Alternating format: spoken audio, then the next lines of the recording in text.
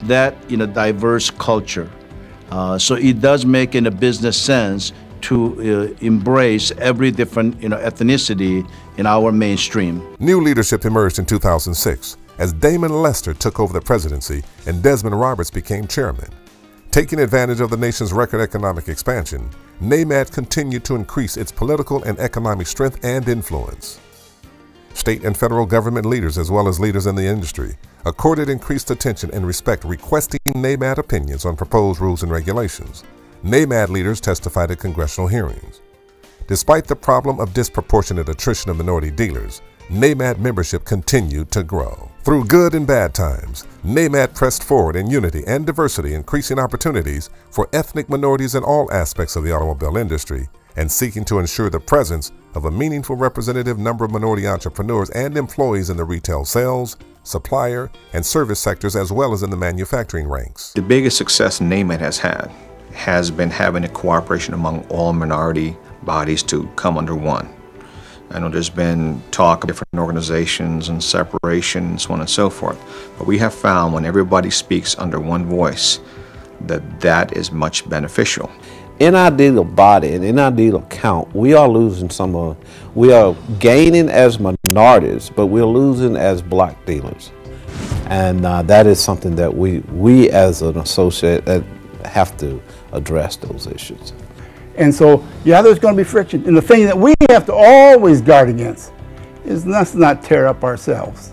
In 2008, NAMAD honored its founding fathers, Bill Shack, Mel Farr, and Nate Conyers. Also gave the first Woman of the Year award to Miss Norma Ross.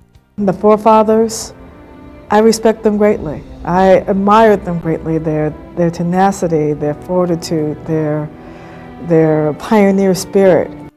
Late in the year, the economy changed and the automobile sales were the first to be impacted by the emerging crisis.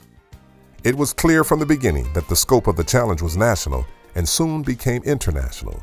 The origins were not in the automobile industry, but automobile sales were the first indicator that the economy was in serious trouble even before the housing, mortgage, and building sectors showed the downturn.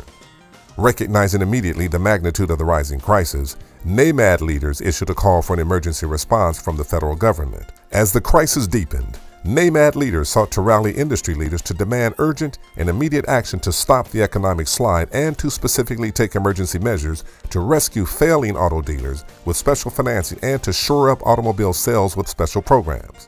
Unfortunately, not all of NAMAD advice was heeded, and the Cash for Clunkers initiative was one of the few results. For a while that helped, but clearly it was insufficient and the downturn went deeper. The survival of American automobile manufacturers became precarious. NAMAD was out front leading the charge to rescue the American manufacturers. NAMAD reasoned that its members would be again disproportionately and negatively impacted if the domestic automobile manufacturers were allowed to collapse into uncontrolled bankruptcy. The American manufacturers have survived and NAMAD helped the process. NAMAD was active, NAMAD was aggressive, NAMAD was present when decisions were made, and the NAMAD voice was heard. As the industry inches back to profitability, there are many success stories to be proud of. Everyone in and connected with the auto industry has gone through some turbulent times in the last year and a half. Those who are fortunate enough to survive are in recovery mode.